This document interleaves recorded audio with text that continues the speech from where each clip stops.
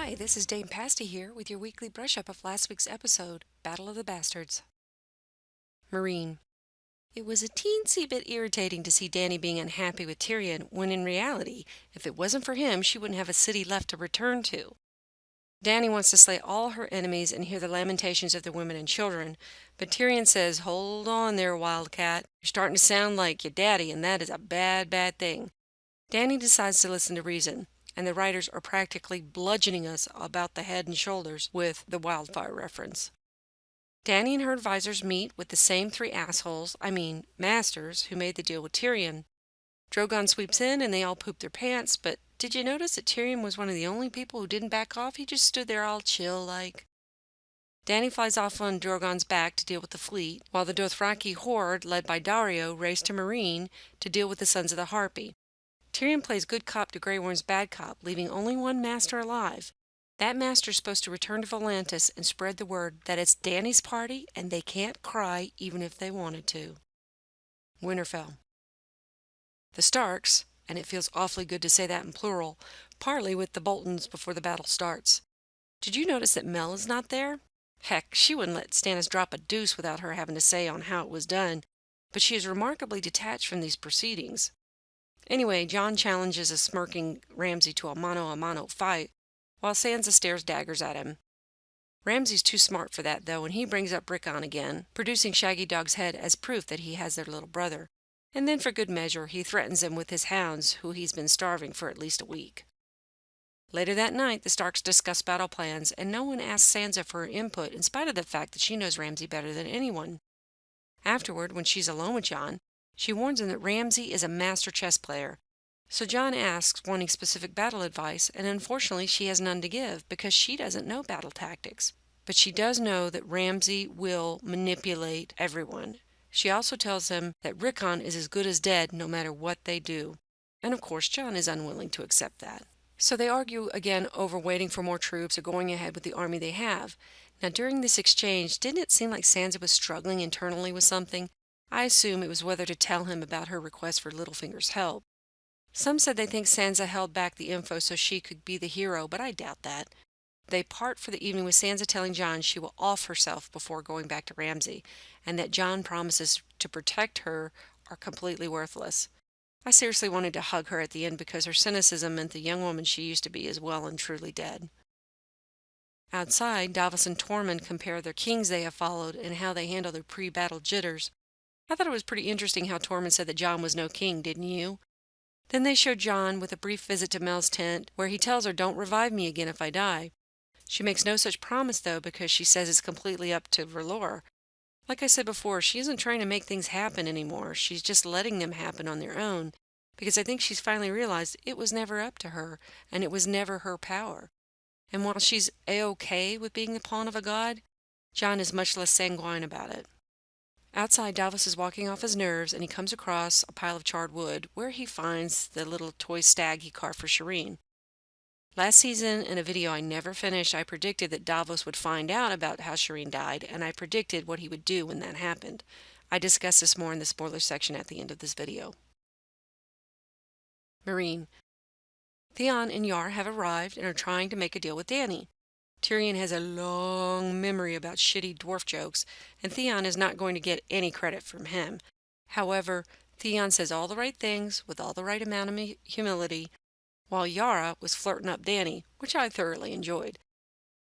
They warn her about Euron, and Dany is suitably amused by Euron's braggadocio. How many guys have told her they're going to give her their big cock? She's like, yeah, whatever, been there, heard that. In the end, the Greyjoys agree to support Dany's claim to the Iron Throne if she will give her support to Yara as Queen of the Iron Islands. And one huge caveat is that the Ironborn will get to be independent, but they can no longer rape and reap from their neighbors. Winterfell. The dawn finds the two sides facing off on the field of battle. Ramsay presents Rickon, and the games begin.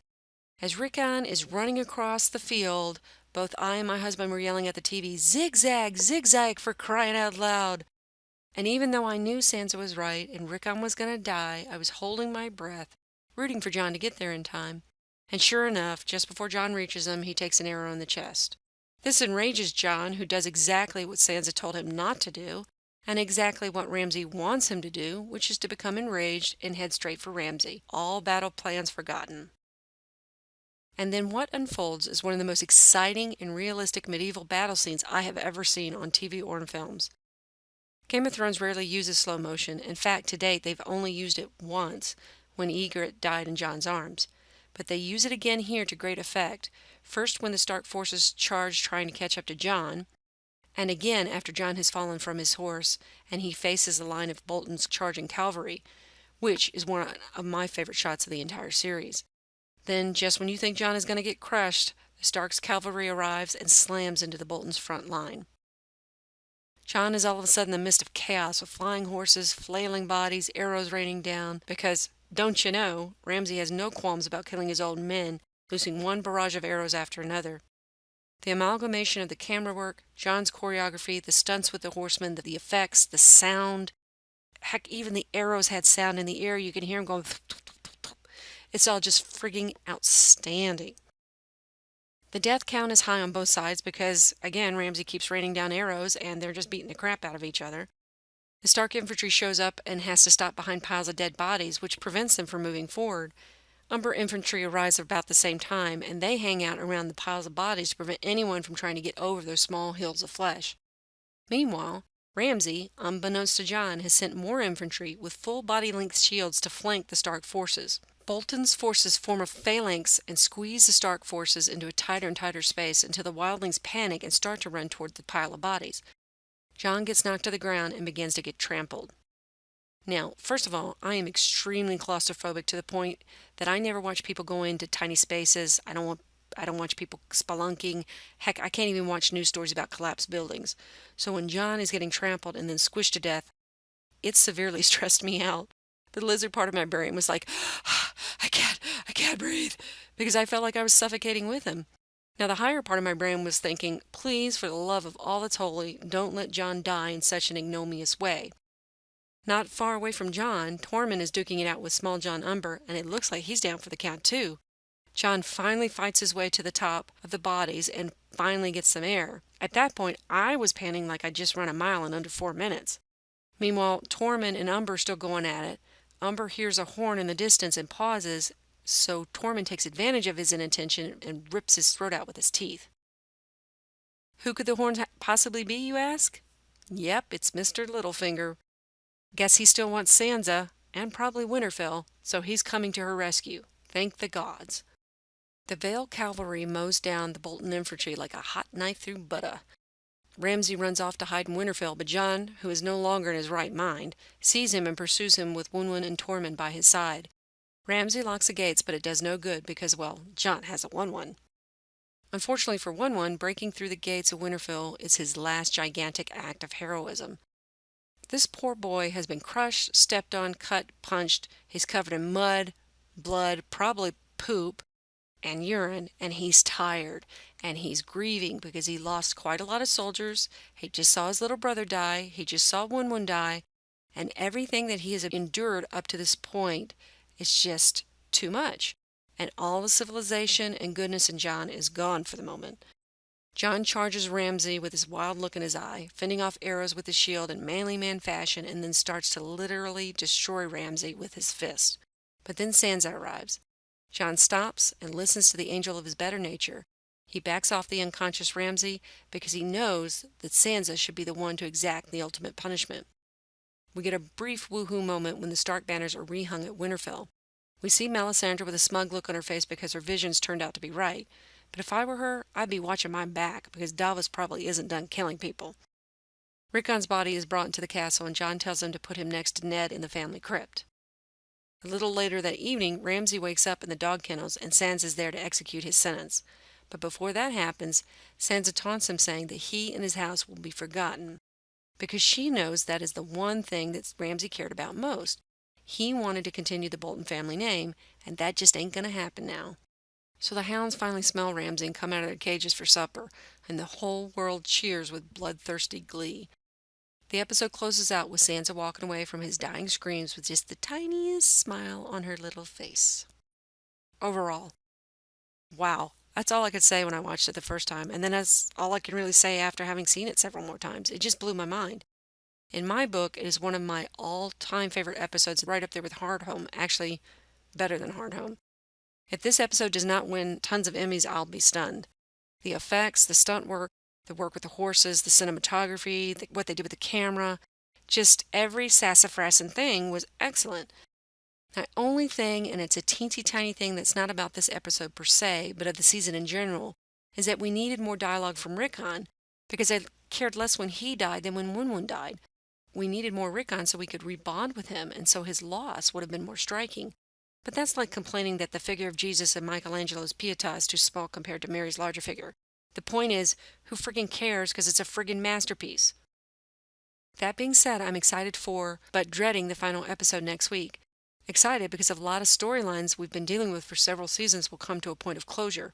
And I'm dreading it because we'll have another year of waiting to see what happens next. That's it, and thanks for watching this week.